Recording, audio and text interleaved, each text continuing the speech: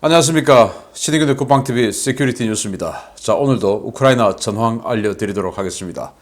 자, 헤르손 북쪽을 러시아가 내주고 드네프르강 남쪽으로 내려가는데 그 남쪽도 지금 방어선이 없어 라는 오신트 소식통들의 주장이 있었는데 이게 우크라이나 총참모부의 오피셜로 확인되었습니다. 그런데 바로 강 남쪽만 없는 게 아니라 지금 뭐 거의 다 사라지고 있는 겁니다. 헤르손을 완전히 포기하고 크림반도 쪽으로 전면 철수하는 것은 아닌가, 이런 관측도 할 수 있는데 도대체 어떤 상황이 벌어지고 있는지 알아보도록 하겠고요.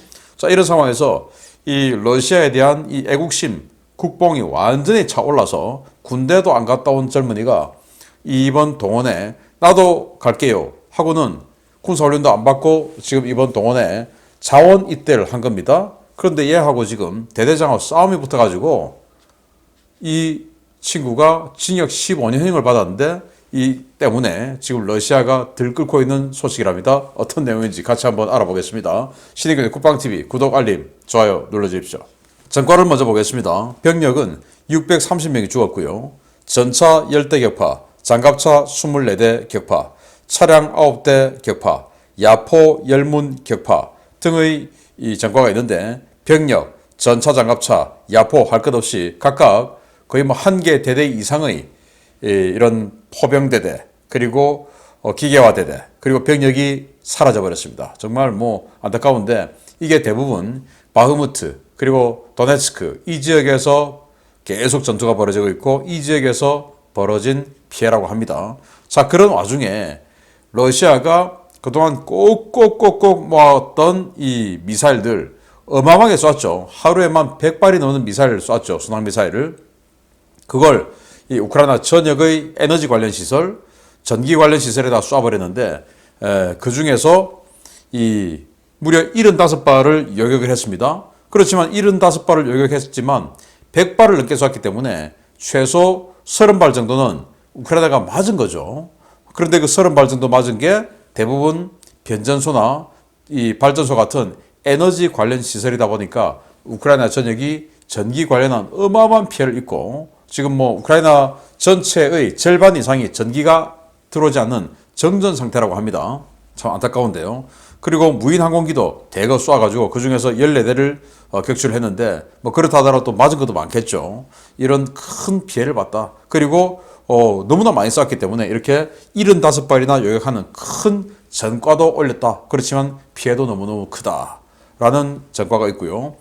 전선 상황을 보면 미국 재무부는 이란의 드론과 항공기 제조 기업을 제재를 했는데 이 드론 지금 러시아에 제공해줘서 이렇게 엄청난 피해를 야기하고 있죠. 그중에서 민간인 피해가 더 많고 그러다 보니까 재무부가 이란의 그 드론, 항공기 만드는 회사를 제재를 하는데 어차피 이란은 자기네들 스스로 다 내수로 부품을 만들고 어디 뭐 러시아 말고 갖다 팔지도 않고 하니까 큰 효과는 없지 않겠나 싶습니다. 자, 우크라이나가 이렇게 이야기합니다. 러시아가 10억 달러 규모의 절도 곡물을 세탁해서 수출했다. 그래서 터키에게 니들 지금 보스포러스 헤어 빠져나가는 저 배들 사진 찍어서 몇 장을 또 공개를 합니다. 그 배들이 그게 곡물이 실렸는데 그거 우리 거야. 우리 거를 약탈해가서 그걸 원산지 세탁을 해가지고 러시아산으로 속이고 지금 팔고 있는 거야. 그거 단속 좀 해라. 10억 달러면은 1조 수천억 원 되는 어마어마한 곡물이죠. 곡물이 1조 원 넘으려면 얼마나 많겠습니까? 그렇게 분통을 터뜨리고 있고 바이든 대통령은 의회에 우크라이나 지원 예산으로 370억 달러를 요청을 했습니다. 이게 아마도 지금 그 선거가 끝났고 현재까지는 아직도 현재 이 의원들의 임기죠. 그래서 현 의원들의 임기 내에 이 370억 달러 지원 예산을 패스를 시켜가지고 다음 의원들의 임기가 되면 극소수입니다만은 어쨌든 공화당이 하원의 다수당이 되니까 이런 그 전폭적인 예산 지원이 좀 힘들어질 수가 있죠. 그래서 이번 회기 내에 이렇게 대규모 예산을 처리를 하려고 370억 달러 엄청나죠. 거의 뭐 한 40조 원이 넘는 큰 돈을 예산 지원을 요청했고요. 러시아가 투플레프 95MS 베어죠. 러시아가 가지고 있는 폭격기 중에서 상당히 큰 폭격기인데 그 베어 폭격기 하루 동안 무려 14대를 동원해서 여기에서 순항미사일 어마어마하게 쐈다. 그렇게 해서 이제 하루에 100발이 넘는 순항미사일이 날아갔다는 건데, 그렇게 해서 14대 동원한 순항미사일 공격, 배어 폭격기. 러시아가 이 대규모 미사일 공격으로 우크라이나의 이 시민들 중에서 700만 호 이상이 정전되었다. 우크라이나 인구가 4,300만 명. 그런데 지금 도네츠크, 루안스크 이 지역 빼고 또 뭐 지금 전투가 벌어져서 러시아에게 점령된 지역 빼고 뭐 이러면은 한 3,500만 명 뭐 정도 되겠죠. 그러면 3,500만 명이면 3인 가구라고 쳐도 뭐 한 1,000만에서 한 1,100만 가구. 그런데 700만 호 이상이 정전됐으면 거의 3분의 2 이상의 우크라이나 시민들이 지금 정전의 고통을 겪고 있다라는 건데 참 안타깝고요. 이러다 보니까 제가 항상 오신트 소식통들, 그러니까 일반 시민들 중에서 밀리터리 매니아들이 있죠. 그 사람들이 사진 찍고 동영상 찍고 해서 올려주는 트위터, 뭐 이런 텔레그램 이런 정보들을 저희들이 수집해서 여러분들께 알려드리는데 그 정보가 정전되다 보니까 지금 거의 안 올라오고 있어요. 그래서 오늘은 지금 오피셜을 가지고 여러분들께 소식을 전해드리는데 그런 정도로 지금 심각한 상황이다. 근데 빨리 복구될 가능성은 없다는데 여러분들에게 이 소식을 전해드리기 위해서라도 빨리 좀 복구가 되었으면 좋겠습니다. 자, 우크라이나는 이 폴란드 낙탄 미사일이 사실은 나토 항공기가 추적했다라는 거고, 뭐 그래서 이 미사일 궤적까지 다 추적했는데 S-300이 맞다라는 것이고, 제가 어제 알려드렸던 대로 결국 조사 결과 끝에 우크라이나가 요격하기 위해서 벨라루스 쪽에서 날아오는 러시아 미사일을 요격하기 위해서 쐈던 S-300 미사일이 맞는 걸로 지금 확인이 됩니다. 러시아의 16개 반전단체가 지금 이 동원령 이거 해제해라 라는 전국적인 서명운동에 돌입했다라는 거예요. 자, 동원령 해서 30만 명 끌고 가서 지금 아무 의미 없이 죽어가고 있고 죽이려고 하고 있는데 그 사람들 집으로 돌려보내라. 동원령 해제하고 집으로 돌려보내라. 그러니까 추가 동원하지 마라 그게 아니고 지금 잡아간 사람들 집으로 돌려보내라. 그거 전국적인 서명운동에 돌입했다. 지금 러시아가 정치권에서도 시끄럽고 이 시민단체 또 시민계통에서도 시끄럽고 점점 이제 혼란으로 치닫고 있는 상황입니다. 자, 미국 전쟁연구소 ISW는 러시아는 이상하게 도네츠크에 집중한다. 그리고는 일부 전진, 도네츠크 쪽에서 일부 전진하는 성과가 있었다고 주장한다. 반면에 우크라이나는 도네츠크가 아니고 루한스크 지역, 세베로도네츠크 북서쪽이죠. 크레미나, 그 크레미나에서 일부 전진했다라고 주장하고 있고 그 아래 세베로도네츠크 아래 도네츠크 여기에서는 러시아가 일부 전진했다라고 주장하는데 도대체 그게 무슨 의미냐라는 건데 저는 그렇게 생각합니다. 도네츠크가 도네츠크 주의 주도고 그리고 그들이 지금 선포한 도네츠크 인민공화국의 수도죠. 그런데 이 도네츠크는 바로 시 경계가 우크라이나 영역과 바로 그냥 경계선이에요. 그래서 예를 들어 서울은 서울 북쪽으로 40km, 50km 가면 휴전선에 있는데 그냥 은평구, 강북구 여기가 지금 경계선인 겁니다. 그러면 살 수가 없죠. 그런데 만약에 여기에서 도네츠크 시를 뺏겨버리면은 지금 이 전쟁의 가장 중요한 명분 중에 하나인데 그 도네츠크 주가 그런데 주도가 뺏겨버리면 안 되죠. 그래서 그걸 더 안전하게 안전구역을 확보하기 위해서 계속 의미 없이 이런 희생을 강요하면서도 밀어붙이고 있는 거 아닌가 저는 뭐 그렇게 생각을 합니다. ISW는 이 프리고진 바그너 그룹의 수장이죠. 이 프리고진이 러시아의 극단주의 세력 내에서 완전히 영웅화되고 있다라고 이야기를 하고 있어요. 그러면서 이 프리고진이 푸틴 측근인 바글로프, 상트페테르부르크 주지사죠. 그 바글로프를 반역죄로 조사를 요구했는데 왜냐? 프리고진이 상트페테르부르크에 바그너 그룹 센터를 지으려고 하니까 뭐 그러면 건물 개조하는 허가도 내줘야 되고 뭐 사업자 등록이나 이런 여러 가지 허가를 내줘야 되는데 상트페테르부르크 주지사인 바글로프가 그걸 협조를 안 해줬어요. 근데 이제 자기는 다른 라인을 가지고 찍어 눌러가지고 이제 그걸 허가를 득했는데 열받은 거죠. 그래서 지금 이 푸틴의 측근인 바글로프를 반역죄로 조사해라 라고 요구를 하면서 완전히 지금 권력 투쟁의 정점에 서고 있다라는 거고 또 러시아가 이거 완전히 러시아도 오피셜로 확인한 겁니다. 우크라이나군이 킴번 반도에 들어왔죠. 제가 처음으로 알려드렸지 않습니까? 그 킴번 반도에 상륙한 우크라이나군이 교두보를 점점 확대하고 있다라고 러시아가 밝혔습니다. 자, 그것 때문에 지금 러시아군이 헤르손 남쪽에서 다 사라지고 있는 거다. 그러면은 제가 좀 이따가도 말씀드리겠지만 이렇게 킴번반도에 경보병들이 들어오면 기계화 부대를 보내서 격퇴를 해야죠. 격퇴를 안 하고 그냥 다 사라지고 있는 러시아군 황당하죠. 좀 이따가 자세히 알려드리겠습니다. 첫 번째 소식입니다.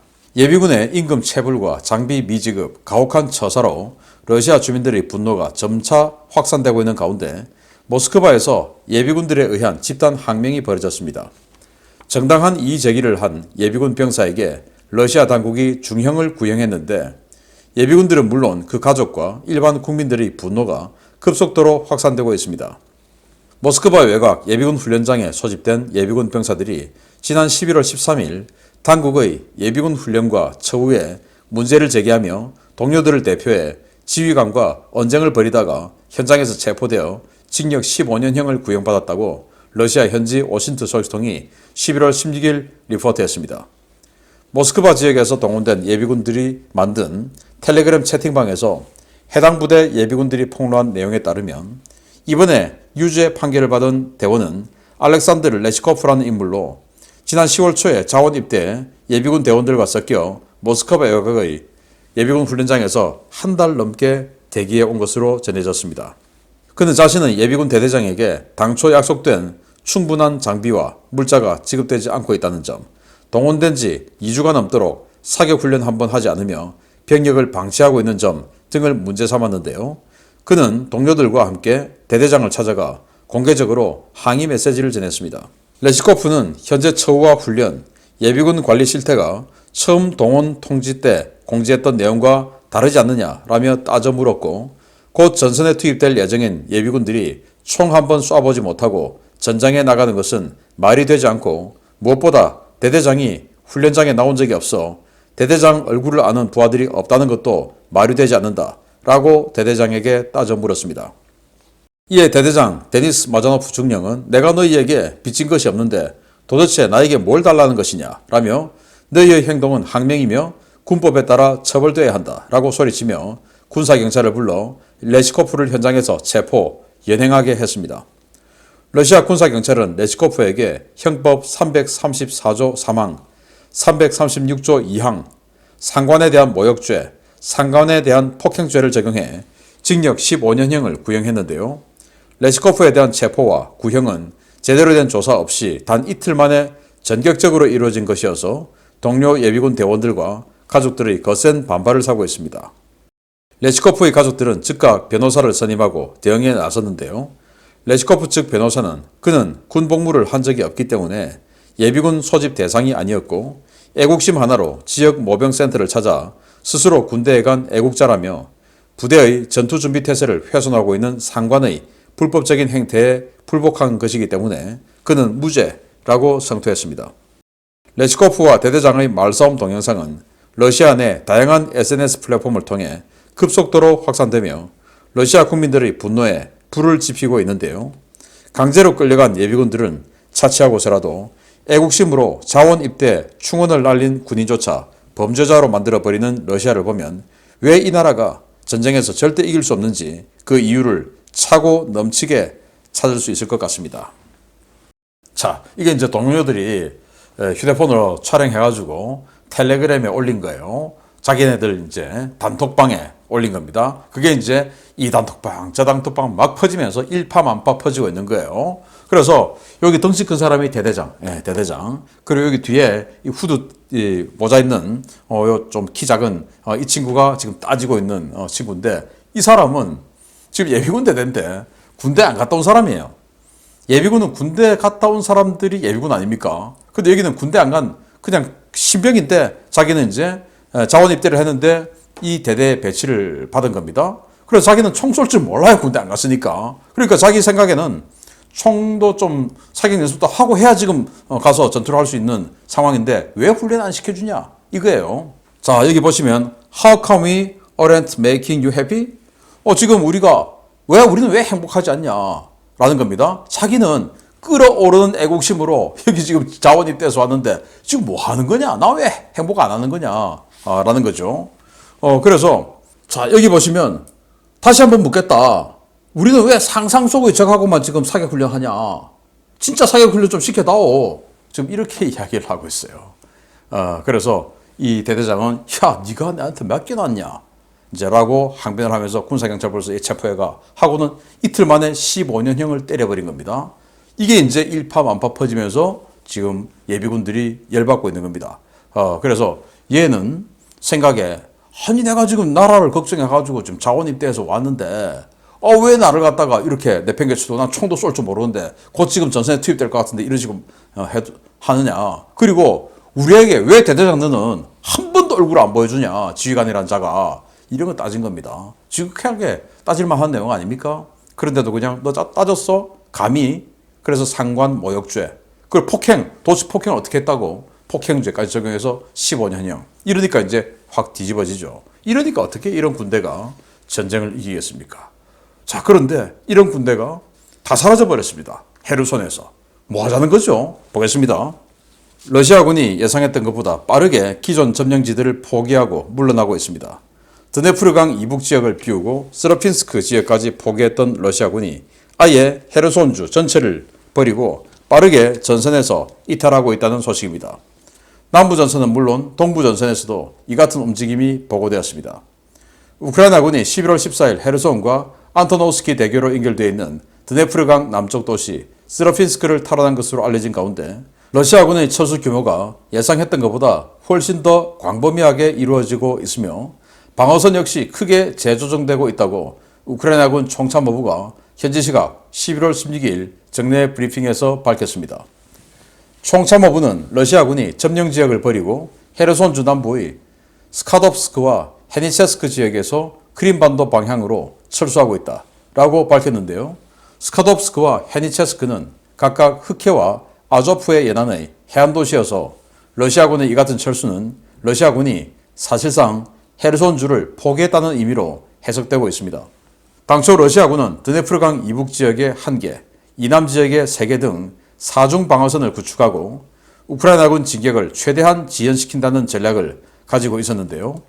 지난 11월 9일 세르게이 쇼이구 국방장관의 전격적인 철수 명령 직후에 강 이북 지역 방어선을 포기하고 마치 썰물 빠지듯이 강 이남 지역으로 수만 명의 병력을 빼낸 바 있습니다. 막대한 피해를 입고 도하를 마친 러시아군은 주력 부대를 노바카오프카 일대에 집결시켰지만 우크라이나 포병 부대들이 강한 지역에서 집중 포격을 가해 피해가 커지자 강한으로부터 20km 남쪽에 가상의선을 설정하고 그 이북 지역으로 병력을 배치하지 말라는 지시를 11월 14일부로 해당 지역 부대에 하달한 것으로 전해졌습니다. 러시아군의 이러한 움직임에 따라 우크라이나군은 러시아가 재래식 포병 사거리 밖에 부대를 집결시키고 헤르손주 중동부 지역에서 방어선을 재편할 것으로 추정했는데요. 이번 철수 조치는 사실상 헤르손주 전역을 포기한 조치여서 우크라이나군은 이 철수의 진짜 의도가 유인전의 일환일 것으로 보고 있습니다. 이런 철수는 동부전선에서도 관측되었습니다. 우크라이나군 총참모부는 동부작전사령부에서 러시아군이 크레미나 일대를 비우고 있다는 보고를 받았다고 밝혔는데요. 동부작전사령부는 정찰보고에서 러시아군이 크레미나는 물론 루한스크주 곳곳에서 병력을 빼고 있는 정황을 확인했다고 보고한 것으로 전해졌습니다. 러시아는 지난 11월 14일 크레미나와 루베즈노에 세베로도네츠크 3개 지역에 주민 총대피령을 내리고 주민과 일부 행정병력을 빼내기 시작했는데요. 15일부터는 전투병력의 철수도 식별되고 있어 우크라이나군은 이 철수의 진짜 의도를 의심하고 있는 것으로 전해졌습니다. 러시아군의 이 같은 철수가 사실이라면 앞으로 며칠간 남부전선과 동부전선의 전황 지도가 크게 바뀔 것으로 보이는데요. 러시아군의 이 같은 철수가 전술적인 상황을 고려한 의도적인 방어선 축소인지 아니면 바흐무트 전선에서 벌이고 있는 괴이한 우라 돌격전을 위한 병력 확보 차원인지 그 배경에 관심이 쏠리고 있습니다. 정말 희한해요. 헤르손 이 드네프르강 북쪽에서 헤르손시를 포기하고 남쪽으로 다 도망갔습니다. 거기까지는 이해를 합니다. 지금 보급이 차단됐으니까. 그러면은 남쪽에 이렇게 3중 방어선을 쳤어요. 그런데 3중 방어선을 쳤는데 갑자기 우크라이나가 이렇게 킴번반도로 상륙작전을 감행해버린 겁니다. 그렇게 해서 지금 계속 병력이 들어오면서 확장하고 있어요. 그러면은 당연히 여기에서 전차 일부, 여기는 지금 이 경보병만 들어오고 있으니까 전차와 장갑차를 보내서 이 상륙 부대를 격퇴해야죠.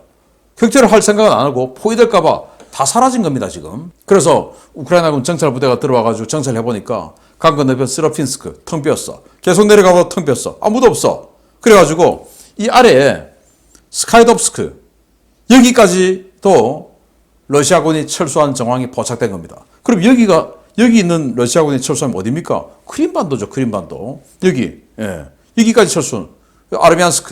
아르미안스크에 아주 요새화된, 강력한 요새화된 이 진지를 구축하고 있다라고 제가 알려드렸지 않습니까? 그래서 이 아르미안스크로 철수하냐? 그러면 이 아르미안스크는 헤르손주에서 크림반도로 들어가는 병목, 딱 여기만 막으면 되는 병목. 그리고 이 헤니체스크, 여기에 있는 병력도 정찰을 해보니까 이 지역으로 철수를 하더라. 그럼 여기는 또 초나르란 지역인데 여기는 뭐 더 가는 병목이죠. 여기만 딱 차단하면 되는. 여기에다가 지금 요새를 만들고 있는데 이쪽으로 철수했다? 그럼 여기는 자포리자주에서 크림반도로 들어가는 그 병목인데 이 두 군데만 막으면 크림반도는 그냥 들어갈 수가 없어요. 자, 그러면은 이렇게 두 군데만 막고 크림반도만 막는 것으로 포기하나, 이 북쪽은? 그런데 분명히 또 정찰에 카우프카 때 남쪽에 이 지역에 아직 러시아군이 있는 걸로 파악되고 있어요. 그럼 얘들 도대체 뭐냐? 여기는 포기하고 헤르손 남쪽은 포기하고 노바카우프카 이 지역에 지금 우글우글 하고 있다. 그러면 얘들의 목적은 뭐냐? 그냥 첫째, 우왕좌왕하고 있다. 둘째, 이 새로운 방어선을 구축한다. 그러면 이 헤르손주 남쪽의 이 서쪽은 다 포기하고 동쪽 일부만 막아내면서 이 자포리자와 같이 한번 지켜보겠다. 이건가? 라는 예측을 해볼 수가 있는데 아무튼 정말 희한한 짓을 러시아가 하고 있고 이렇게 소중한 곳을 자기네들이 지금 그냥 내주고 있는 이런 상황이다. 이제 병력이 안 되니까 자원권도 뺏겼고 전차도 없고 이러다 보니까 방어선을 축소해서 이 전력을 집중해서 막으려고 하나? 라는 생각이 들기도 하는데 아무튼 헤르손주는 여기까지죠. 여기까지. 이 헤르손주 남동쪽은 지키겠다. 이건가? 라고 보기에는 이 지역이 너무나 중요한데 정말 희한한 짓을 하고 있는 러시아입니다. 아무튼 계속 정보가 올라오는 대로 여러분들께 알려드리도록 하겠습니다. 헤르손주 남쪽을 다 포기하고 있는 러시아군 알아봤습니다. 마치겠습니다. 감사합니다.